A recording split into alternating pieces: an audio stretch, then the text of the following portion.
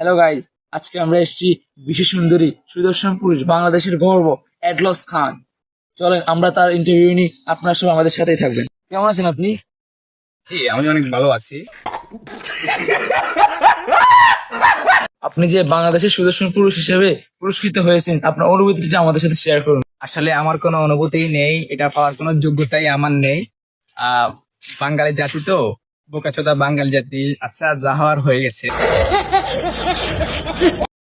তো আচ্ছা, তাহলে সুদর্শন পুরুষ পুরস্কার কাকে দেওয়া উচিত আপনার মতে? আসলে পুরো বিশ্বে নাকি বাংলাদেশের ভিতরে?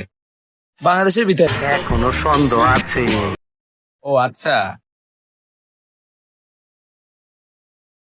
জি আমি এডলস খান। বাংলাদেশের সুদর্শন পুরুষ, তো এই পর্যন্ত আপনি কয়টি প্রেমের প্রস্তাব পেয়েছেন? তো আসলে কি বলবো, তো আমি তো প্রতিদিন অনেক প্রেমের প্রস্তাব পাই। তো ওরা সম্পর্কে আসতে চায় না, কারণ ওরা যখন জানে আমার নাই, তখন ওরা সম্পর্কে আসতে চায় না।